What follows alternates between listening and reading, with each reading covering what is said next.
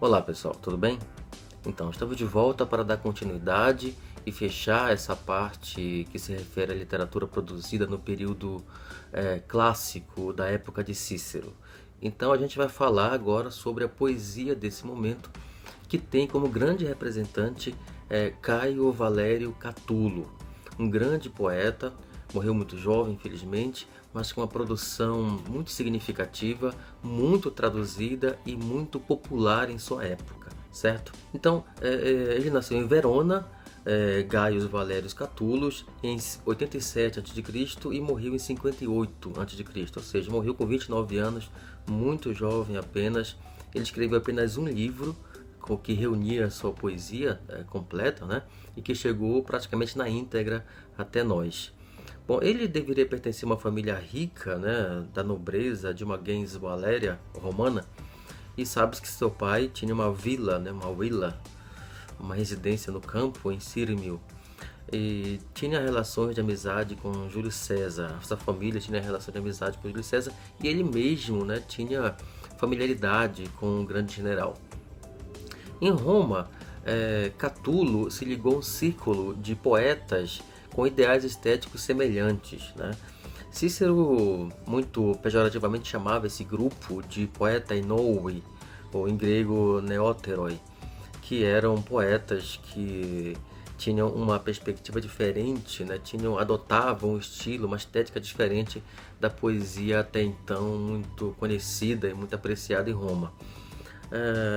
Parece que então Cícero criticou o estilo desses poetas e, e Catulo faz um poema em resposta a essa crítica de Cícero, né? Que parece um elogio, mas na verdade é uma grande ironia, né? Olha só o que ele fala sobre Cícero.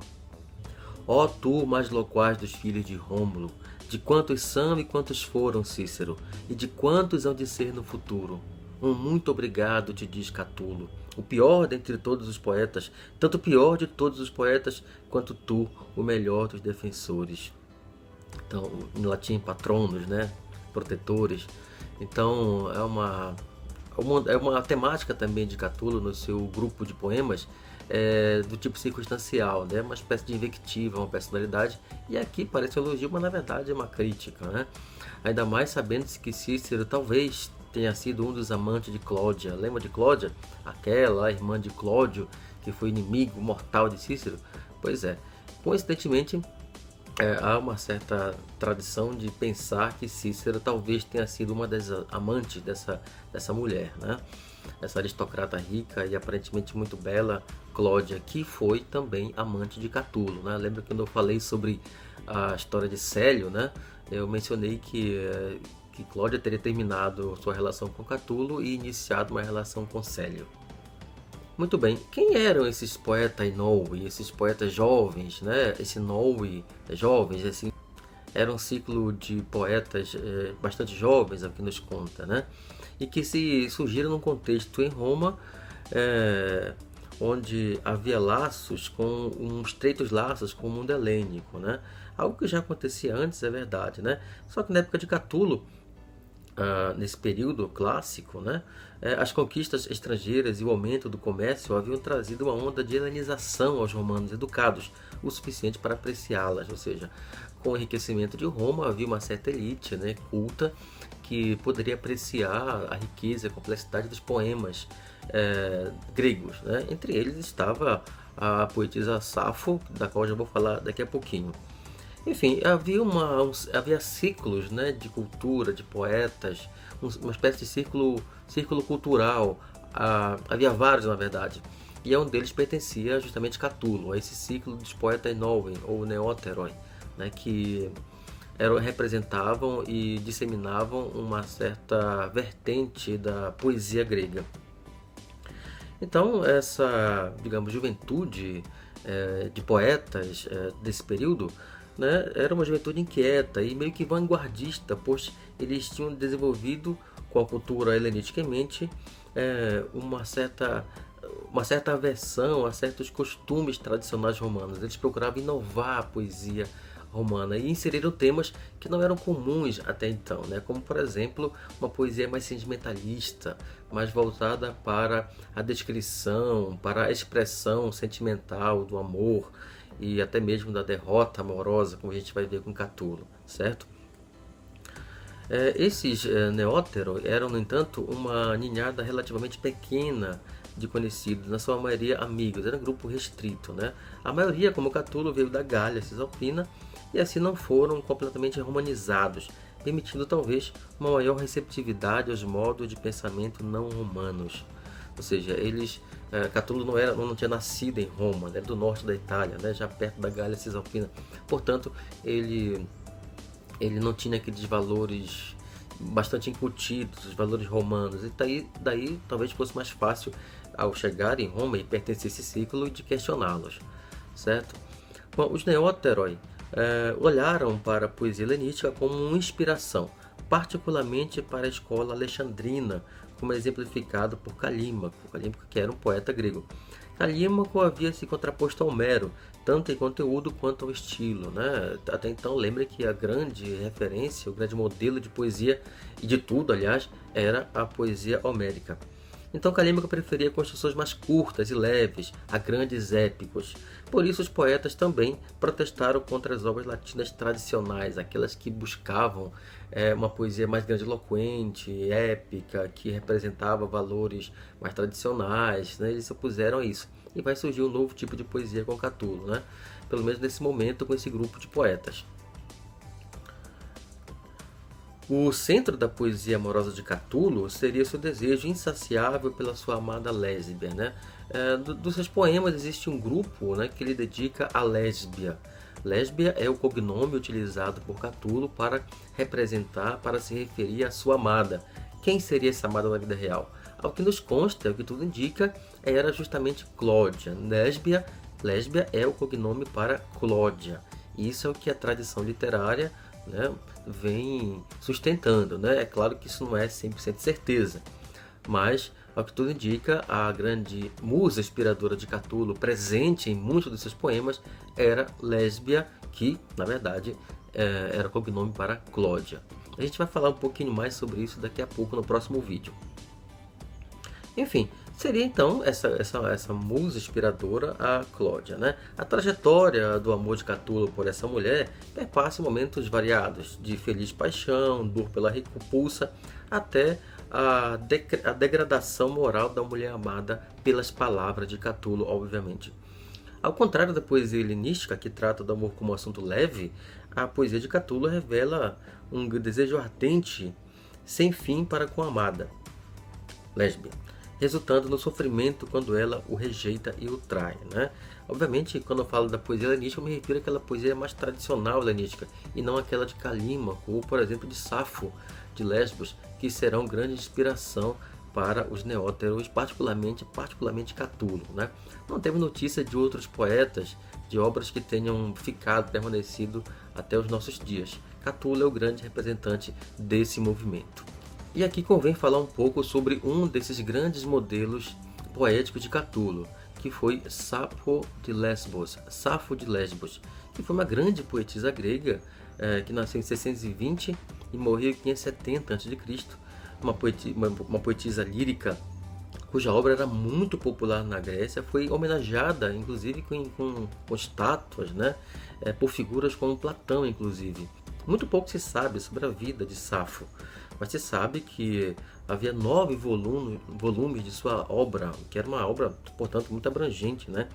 Que eram amplamente lidos na antiguidade, mas que infelizmente poucos fragmentos chegaram aos nossos dias. Pouquíssimos poemas na íntegra chegaram até nós, para conhecer essa grande poetisa. Ao contrário da opinião popular, né, que se costuma dizer sobre o assunto, essas obras não foram destruídas pelo cristianismo, né, na Idade Média. Não, simplesmente foram perdidas através do tempo. Né? As obras não sobreviveram e os motivos são muito variados. A explicação mais comum da não permanência dos seus poemas até os nossos dias seria de que Safo escreveu num dialeto grego, o dialeto eólico, que era muito difícil para os escritores latinos, né? Ou seja, os latinos que preservaram muitos dos textos gregos não puderam fazer isso com os textos de Safo, porque o grego dela era diferente, né? Do grego ático e do grego de Homero, por exemplo, né? Os romanos estavam cientes de que uma vez existia uma poetisa altamente elogiada por outras obras e preservaram aqueles poemas de Safo que outros haviam copiado, mas não copiaram os demais poemas de Safo porque simplesmente não conheciam o dialeto eólico. Talvez vocês lembrem, né? Safo nasceu numa ilha chamada e viveu numa ilha chamada Lesbos, né? Daí o nome que se atribui hoje em dia à lésbica e à sáfica, que estão relacionados à expressão do amor homossexual entre as mulheres, e por causa da sua poesia muito extensa, né? E que em muitos momentos tem como tema o amor romântico entre as mulheres, certo? Agora você vai ver aqui um exemplo de uma poesia de Safo, né? Uma das poucas que chegaram até nós, e que na qual Catulo vai se inspirar muito precisamente, né? Quase uma cópia, né? Mas é de outra inspiração. Talvez seja uma tradução livre, uma outra maneira de expressar esse poema, mas Catulo vai se inspirar muito nesse poema. Olha só aqui o poema que você tem na tela, né? Está em grego eólico, a tradução está ao lado, né? Veja só. Ele me parece ser par dos deuses, o homem que se senta perante ti e se inclina perto para ouvir tua doce voz e teu riso, pleno de desejo. Ah, isso sim, faz meu coração estremecer no peito, pois tão logo vejo teu rosto, a voz perco de todo. Parte-se-me a língua, um fogo leve me percorre inteira e sob a pele. Com os olhos nada mais vejo, zumbem altos ouvidos. Verto-me em suor, um tremor me toma por completo. Mais do que a relva, estou verde e para a morte não falta muito. É o que parece. Aqui uma tradução mais poética, né? Em versos. E aqui você tem o poema 51 de Catulo, que se inspira no poema de Safo, né? Olha só como é muito semelhante àquele poema que a gente acabou de ler. Aquele parece-me ser semelhante a um deus. Aquele, se tal é permitido, parece-me superar os deuses, quando está sentado à tua frente, observando e ouvindo sem cessar o teu doce riso, que a mim, miserável, arrebata todos os sentidos, porque logo que te vi, lésbia, nada me restou para dizer. Mas a língua retrai-se, uma leve chama lastra debaixo do corpo, com seu próprio som, retinem os ouvidos e por uma dupla noite são cobertos os olhos. O ócio, Catulo, é-te prejudicial. Com o ócio regozijas e exultas demasiado. O ócio outrora arruinou reis e prósperas cidades. Então veja, a exceção de poucos trechos, o poema de Catulo se inspira muito, né? Até o tipo de métrica é o mesmo. A gente não estudou métrica clássica, né? Mas o tipo de estrofe que você está vendo aí, tanto em Catulo quanto em Safo, né? É um tipo de estrofe chamado justamente estrofe sáfica, né? Que você tem 3 versos maiores e um menor ao final, né? Essa estrofe sáfica.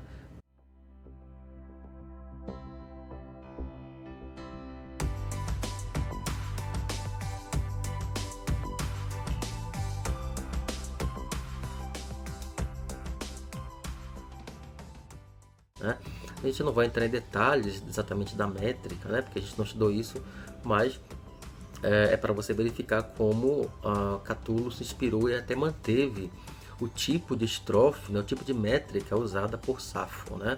Essa estrofe então é chamada estrofe sáfica, né? 3 versos maiores e um menor nessa sequência, em homenagem ao tipo de poema produzido pela poetisa Safo, certo? E aqui em latim você vê o mesmo tipo de estrofe, certo? Um tipo de estrofe também muito usado em outros poemas, inclusive modernos, né? Há trechos, há um poema da Cecília Meirelles em que ela usa essa estrofe, obviamente adaptada à métrica do português, certo? Mas também são estrofes de 4 versos, 3 maiores e um menor, certo?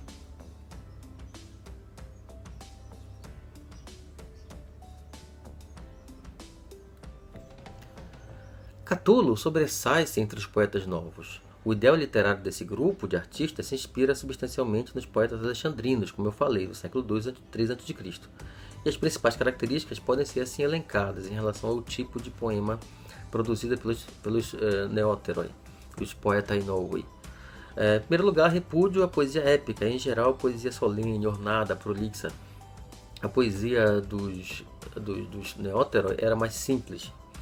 Gosto pela poesia breve e refinada, de argumento tênue, delicado e irônico, por isso composição de Breuia Carmina, epigramas, epílios, que são poemas mais curtos, né? De inspiração mais simples.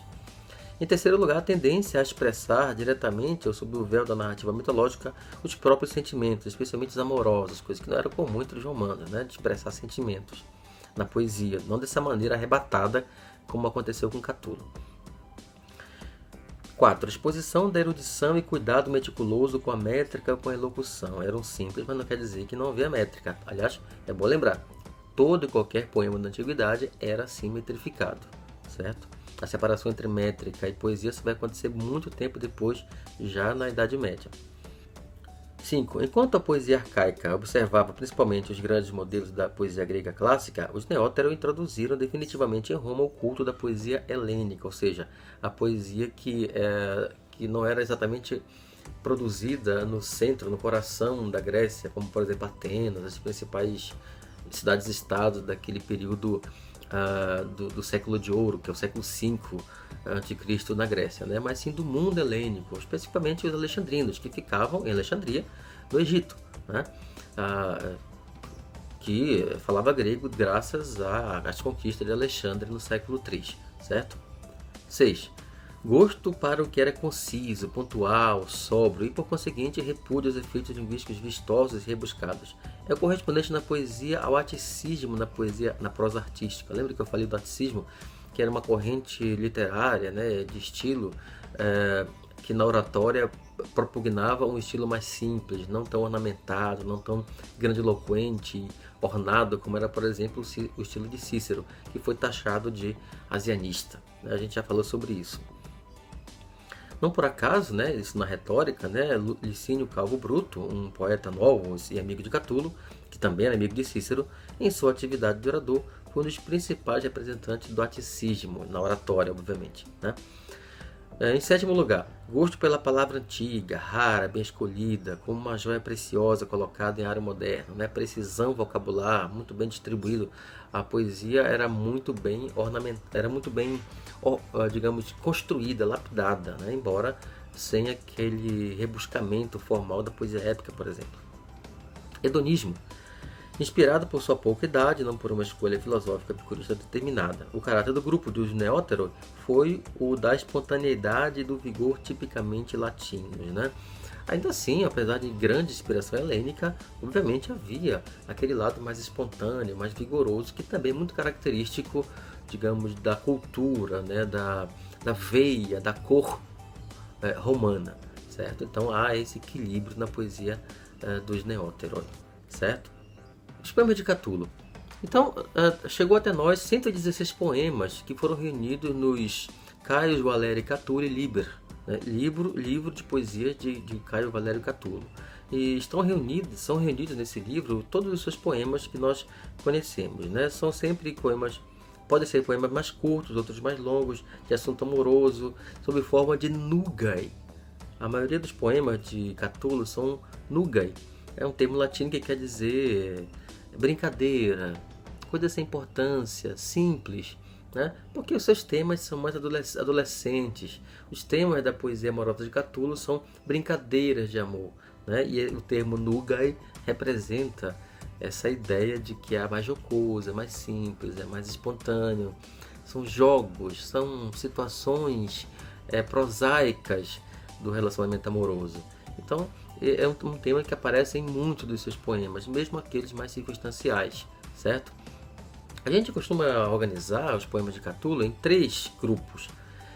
O primeiro grupo, que compreende os 60 primeiros poemas, em geral curtos, de método variado, escritos em linguagem viva e espontânea, podem ser considerados poemas de amor ou de circunstância. Esse é o primeiro grupo do livro de Catulo, né? Dos poemas de Catulo. Por exemplo, aqui você tem o poema 22, né, Carmen 22, que é de um tema bem simples, né? Quer dizer, um tema que não é de amor, mas é um tema mais relacionado, talvez, a comportamento, né? Tem uma temática mais moralizante e crítica, assim, por assim dizer. Olha só. Este Sufeno, Varo, conheceste muito bem. É um homem elegante, eloquente, educado e faz muitíssimos versos também. Imagino ele ter 1000 ou 10.000, muito mais anotados, e não feitos em palimpsesto, como é hoje frequente, mas em papel de qualidade, livros recentes. Novos rolos, correia vermelha de pergaminhos, polida com pedra plúmbia, alinhada, perfeitinhos. Quando os leres, porém, aquele Sufeno belo e educado parecerá um ordenhador de cabras ou um rude agricultor, só pelo tanto que muda e causa horror. Por que pensamos isso? É que um estúpido na forma, ou algo mais vulgar que isso já parecia, então grosseiro ou ainda mais bruto se torna ao dedicar-se a poemas e nunca ter sido um dia mais feliz do que quando um poema escrevia.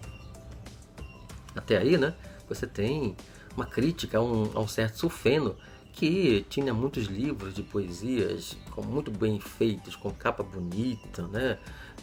Aquela velha história de dar valor a um livro pela capa e não pelo conteúdo, né? Tinha livros caros, muito bem ornamentados, muito bem publicados, digamos assim, mas o conteúdo era um horror, né?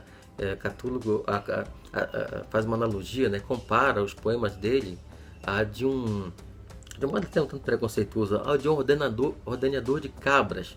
Ou seja, ele que parece tão elegante, porque parece que tem muitos poemas bonitos publicados em livros de alta qualidade, na verdade é um péssimo poeta, que mais se assemelha a um rude ordenador de cabra do que realmente a uma pessoa elegante. Mas interessante que o próprio Cthulhu parece que assume que essa propensão de Sufeno ao considerar-se um bom poeta, mesmo não sendo, é algo que todos nós temos. Olha só como ele termina o poema. Tanto se alegra e tanto se orgulha de si. Mas todos nós erramos, e não há ninguém que não tenha um pouco de Sufeno em si.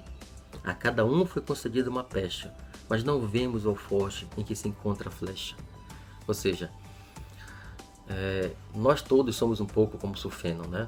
Nós não percebemos os nossos próprios erros. O Sufeno, coitado, ficava tão feliz quando ele escrevia aqueles poemas rudes, mal feitos, típicos de um ordenador de cabras e não de alguém elegante e culto.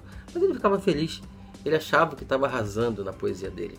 E Cthulhu lembra que essa sensação, esse sentimento é típico de todos nós, porque nós não percebemos o alforje, né? Nós não percebemos o erro, aquilo que está às nossas costas, ou seja, a gente não percebe aquilo que os outros veem e nós não vemos. Ou seja, nós também erramos, mas não vemos os nossos erros, tal como o pobre Sufeno. Enfim. O segundo grupo de poemas do livro de Cthulhu abrange os poemas 61 a 68, poemas à moda, especificamente neotérica, né? Linguagem ornamentada, mudança de figuras, requinte na composição das imagens, certo? Mas ainda assim mais límpida, mais fluida, né? Sem aqueles ornamentos altamente elaborados da poesia épica, por exemplo, contra a qual eles se posicionaram. Já o último grupo compreende os 48 últimos poemas, que possuem temáticas semelhantes às do primeiro grupo. Distinguir-se-ão pelo método inspirado em Safo e Arquíloco também.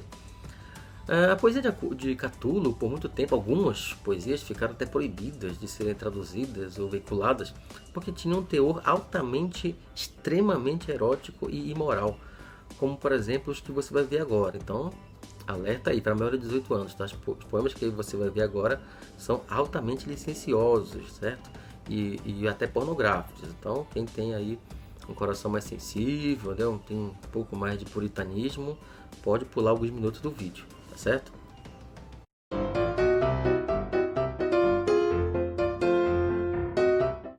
Esse poema, o poema 16, foi até proibido, como eu disse, né, de ser traduzido por alguns anos, né, por alguns séculos, na verdade. É uma crítica a um tal de Aurélio e Furo. Olha só o poema. Isso aqui eu vou ler em latim, tá? Para evitar ler em português e ser censurado. Pedicabo ego vos et romabo, Aureli patiter et cnaede furi, qui me ex versiculis me sputastis, quod sunt moleculi parum pudicum. Nam castum esse decet pium poetam, ipsum. Versiculus nihil neces est. Qui tum denique habent salem ac leporem. Si sunt moleculi ac parum pudici, et quod prudiat incitare possunt. Non dic pueris, serhis pilosis, qui durus nequevunt movere lumbos. Vos, quod milia multa bassiorum legistis, male me mare imputastis, pedicabo ego vos et irumabo. Então, interessante que ele faz uma espécie de retomada, né? Uma alusão, uma intertextualidade com o próprio poema dele, o poema 5, né? Em que ele fala, a gente vai ler esse poema daqui a pouquinho, dos 1000 beijos, incontáveis beijos que ele dá de lésbia, né? Mas por ele se revelar assim, excessivamente apaixonado, amoroso, emotivo, ao falar de beijos, de amores, enfim, com sua amada, aparentemente não sabe se são personagens inventados, se são nomes reais ou não, ou se existiu esse tipo de coisa, mas parece que Aurélio e Fúrio o criticaram, né? E dizendo, como ele fala aqui, né, que ele não era muito viril, que não era homem o suficiente, porque falava aquelas coisas amorosas e tal. E Catulo então responde dizendo que já eles leram aqueles poemas anteriores e que deu milhares de beijos na sua amada, e só porque o modo como ele falou, então ele é taxado de pouco viril, não ser viril, não ser homem. Então para vocês dois, pau no cu e na boca eu vou meter-vos. Ou seja, ele tá essa cena da violência aqui de violência sexual contra o Aurélio e o Fúrio é uma resposta fulminante, altamente incisiva de Catulo a essa opinião desses dois que o taxaram de não ser viril só porque ele escreveu versos que são mais suaves, né? São mais emotivos, né? E ele, interessante que tem aqui uma espécie de metalinguagem, ele fala, uma metapoesia, né? Ele fala do que, qual é o posicionamento, qual deve ser a relação entre poeta e seu poema, né? Porque ele fala, né, logo aqui, a um poeta pio convém ser casto, ele mesmo, os seus versos não a lei. Ou seja, não tem nada que ver o poema com o poeta, a obra com o seu autor, certo? Ou seja, não é porque os poetas são breves, delicados, né, que o autor desses poemas também é assim. Não pode julgar o poeta pela sua obra. Uma coisa, portanto, é a persona, né, que o poeta cria nos seus poemas. Outra coisa é o poeta empírico, ele enquanto pessoa existente, certo? Então aí a gente já tem um primeiro debate, interessantemente, sobre essa questão do distanciamento entre aquilo que é o autor e aquilo que é a sua obra, né? Já começa aí a aparecer uma discussão entre aquilo que se chama de persona poética, aquilo que efetivamente é o eu lírico, digamos assim, criado pela poesia, e aquilo que é o autor empírico de verdade, né? Então já tem esse debate interessante. Ele reconhece que os seus versos não tem amarras, os seus versos não tem lei. Pode ser de qualquer tipo, ele pode falar sobre qualquer coisa, que não quer dizer que ele seja assim, certo? Então essa é uma primeira questão bem interessante sobre a Catulo que aparece nesse poema, apesar do seu teor altamente licencioso. No próximo vídeo a gente vai falar sobre os poemas dedicados a Lésbia, a musa, digamos assim, de Catulo, certo? Não vai dar para a gente comentar todos os poemas, mas vamos nos dedicar a esse grupo de poemas em particular, que são chamados de Cancioneiro de Lésbias, tá certo? Então até lá!